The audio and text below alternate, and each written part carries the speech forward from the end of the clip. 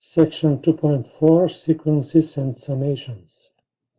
Sequences are ordered lists of elements. In this example, we have the sequence 1, 2, 3, 5, 8. It has 5 terms, so it is finite. The second example, here we have infinite sequence because of these dots here. And it consists of 1, 3, 9, 27, 81.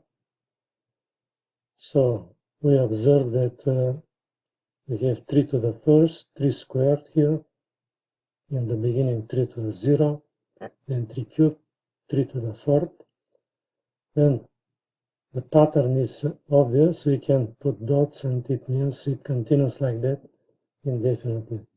So the next term will be 3 to the fifth, 81 times 3. Here is the formal definition of a sequence. A sequence is a function from a subset of the integers, usually 0, 1, 2, 3, and so on, or 1, 2, 3, 4, and so on, to a set S. The notation A sub n is used to determine the image of the integer n. We can think that A sub n is equivalent to f of n. F is a function from the given set to S. We call A sub n a term of the sequence. In this example, the nth term A sub n is equal to 1 over n, because n is in the denominator and cannot be 0, so the domain of the defining function will be the set of the numbers 1, 2, 3, 4, and so on. This will get this sequence. A geometric progression is a sequence of this form, where the initial term A is given, and the common ratio R is also given. Those are real numbers. And here we have examples what we get when we select particular values for A and R. An arithmetic progression is a sequence of this form. Here n starts with 0, so the nth term is A plus ND. The initial term A and the common difference D are given real numbers. And in these examples, we have particular selections for the initial term A and the common sequence D. So we get different arithmetic progressions. A string is a finite sequence of characters from a finite alphabet. The alphabet is just a finite set. It may be the English alphabet or any finite set. If the alphabet is the set of 0 and 1, we get sequence that is a string that is important in computer science. The empty string is represented by lambda. In this example here, the string is over the lowercase English alphabet, and its length is 5, the number of letters. Recurrence relation. A recurrence relation for a sequence A sub n is an equation that expresses A sub n in terms of one or more of the previous terms of the sequence, namely a0, a1, and so on, a sub n minus 1, for all integers n with n greater than or equal to n0, where a0 is a non-negative integer. A sequence is called a solution of the recurrence relation if its terms satisfy the recurrence relation. The initial conditions for the sequence specify the terms that precede the first term a0. Example of a recurrence relation. Let a sub n be a sequence that satisfies the recurrence relation n equals n minus 1 plus 3 for n equals 1, 2, 3, 4, and so on, and suppose that a0 is 2. What are a1, a2, and a3? So in this definition of a recurrence relation, a0 is 1. This is the first value of n for which the recurrence relation is true. So it is true for 1, 2, 3, and so on. When n is 1, we obtain this. And because a0 is given, we can replace a0 with 2. So a1 is 5. Knowing a1, we can compute a2. Just replace in the recurrence relation n with 2. You get a1 plus 3. And because a1 is 5, you get 5 plus 3, 8. Then n is taken to be 3. a3 is a2 plus 3. And because a2 is already known, 8, we get 11. Example 2. Let a sub n be a sequence that satisfies the recurrence relation a n equals a n minus 1 minus a n minus 2 for n from 2 to 3 to 4 and so on. And suppose that a0 is 3 and a1 is 5. What are a2 and a3? a2, replace n with 2 here in the recurrence relation. You get this. And because a1 and a0, the initial conditions, they are given, we have 5 minus 3, 2. a3, replace n with 3 in the recurrence relation, we get this. a2 is 2, a1 is 5, so a3 is negative 3. Fibonacci sequence. Define the Fibonacci sequence f0, f1, f2, and so on by initial conditions f0 equals 0, f1 equals 1, and recurrence relation fn equals fn minus 1 plus fn minus 2, and this is for n equals 2, 3, 4, and so on. Find the next value, these values. f2, replace n by 2, you get f2 equals f1 plus f0, but these are initial conditions, they are given, so you get f2 equals 1. Then replace n with 3 in the recurrence relation. f3 equals f2 plus f1, but you already know f2 is 1, and f1 was given from the beginning, so I get 2. And we continue like that. Solving recurrence relations. Finding a formula for the nth term of the sequence generated by a recurrence relation and initial condition is called solving the recurrence relation. Such a formula is called a closed formula. We'll consider various methods later. Here we'll illustrate by an example the method of iteration, in which we need to guess the formula. The guess can be proved correct by the method of mathematical induction. Working upward, forward, substitution.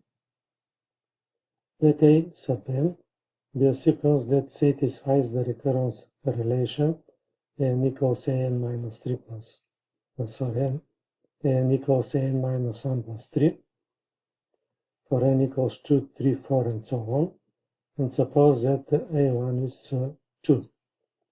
Then a2 is, here replace n by 3, we get n by 2, a2 equals a1 plus 3, but a1 is 2, so a2 is 2 plus 3. a3 is a2, which is 2 plus 3, plus 3. So I have to add 3 one more time. So I add 3 two times. a4, the previous term, a3, which is 2 plus 3 times 2, plus 3.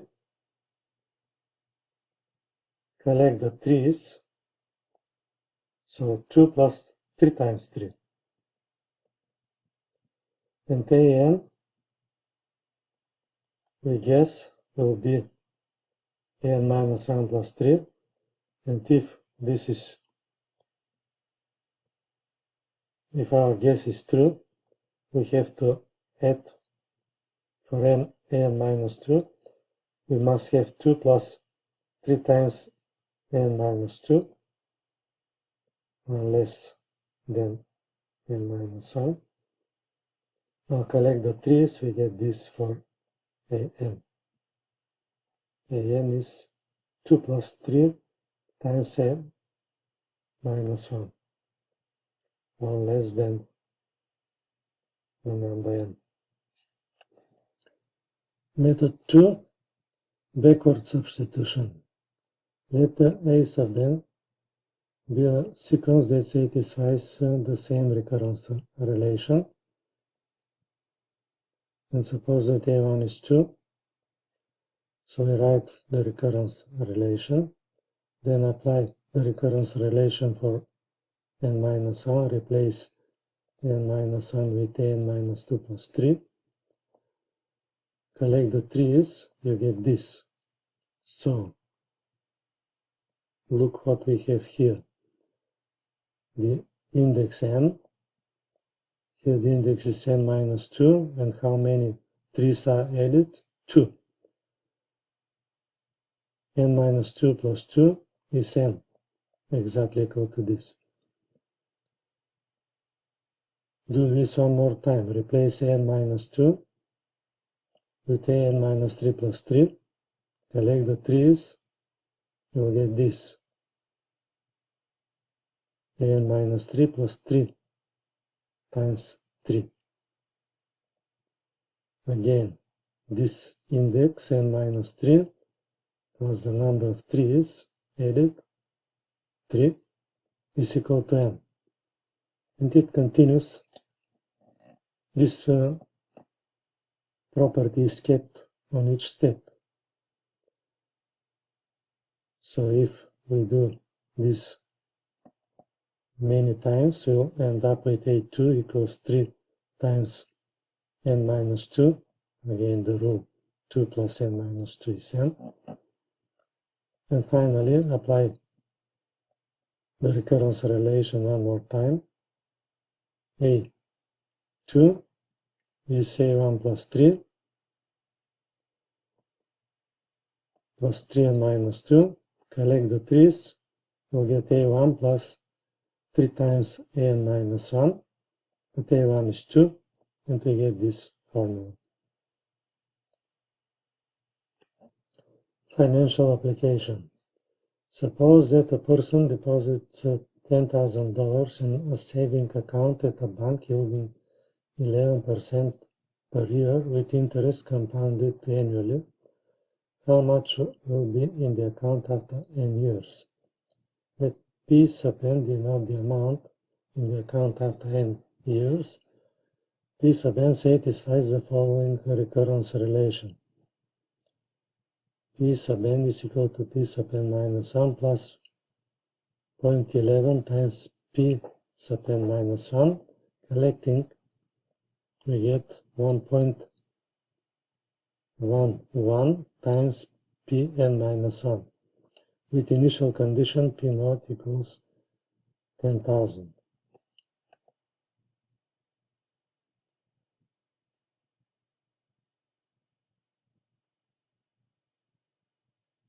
We want to find a closed formula. We'll use forward substitution.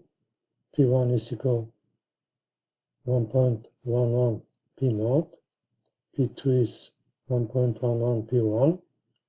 We replace here P1 with the expression in the previous row. We get this. So P2, 1.11 squared times P naught. Similarly, we get P3 equals 1.11 to power 3 P naught, and continuing this way, we get Pn equals 1.11 to the power n times P naught, but P naught is 10,000, so we get this formula. It can be proved by mathematical induction that this formula is indeed correct.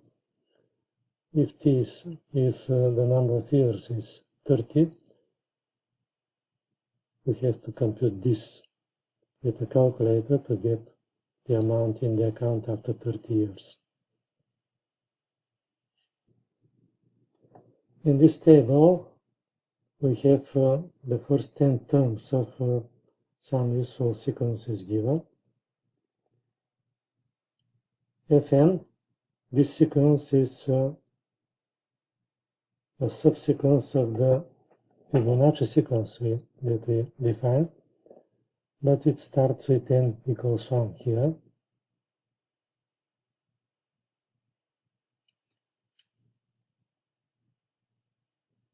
Then n is 1, f1 is 1, f2 is 1, f3 is the sum of the previous two terms, and then the recurrence relation continues. Each of the next numbers is the sum of the previous two numbers.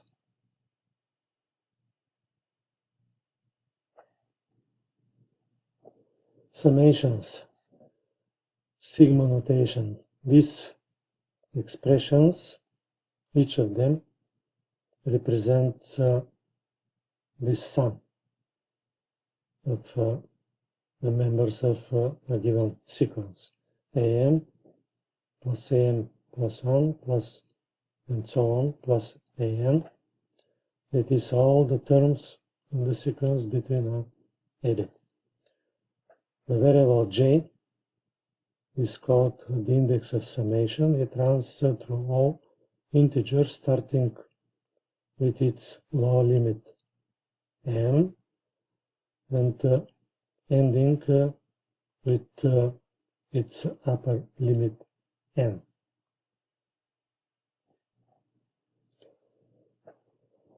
In this example, we have the sum of the first terms of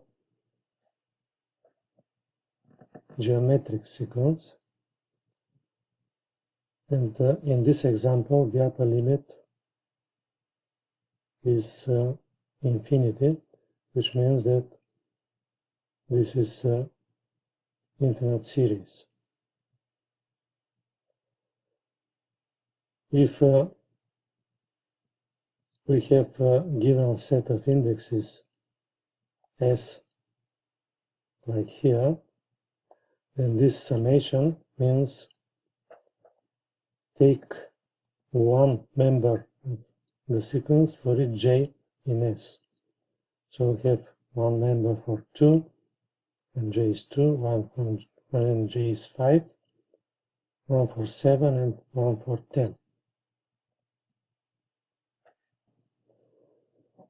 In this example, we'll prove this formula for the sum of geometric series.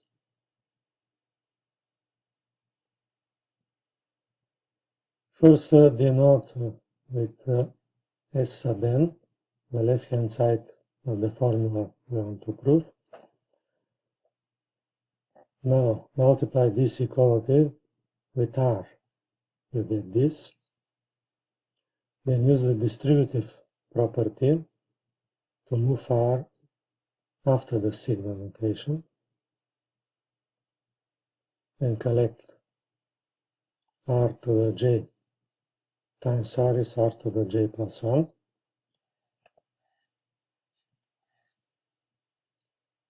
Then we shift the index.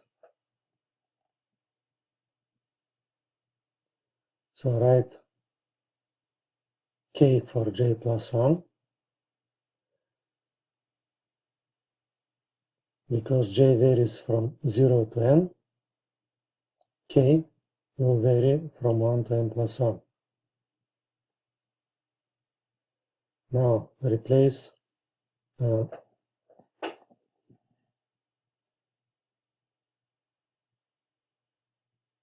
this sum with this sum. So we omit here in the parentheses, we don't have the term when k is n plus 1, the last term is when k is n, but we have additional term, k when k is 0, it is just a. So to have equality, we must add the missing term, the missed term, a r to the n plus 1, and to subtract the extra term that we have, a. But the expression in the first parenthesis is just the sum Sn, and this is copied and changed. So we started with R times S sub n, and we got S sub n plus this. Now solve this equation for S sub n, you get this. This is doable when R is not 1, because we cannot divide by 0. But if R is 1, then the sequence, the summation is just the sum of n plus 1 equal terms. Each of the terms is a. So I get this formula. In this table, we are given some useful summation formula. We just proved the first formula. And this will be proved later. This can be proved using induction.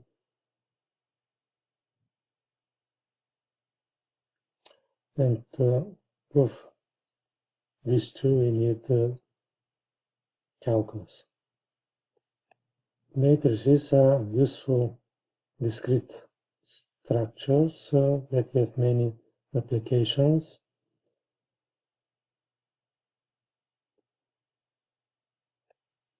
A matrix is a rectangular array of numbers. A matrix with n rows and n columns is called n by n matrix. Matrices is the plural of matrix.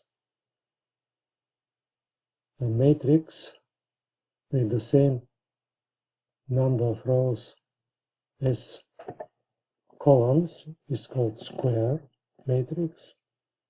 Two matrices are equal if they have the same number of rows and the same number of columns, and the corresponding entries in every position are equal. Here we have an example of 3 by 2 matrix. It has 3 rows and 2 columns.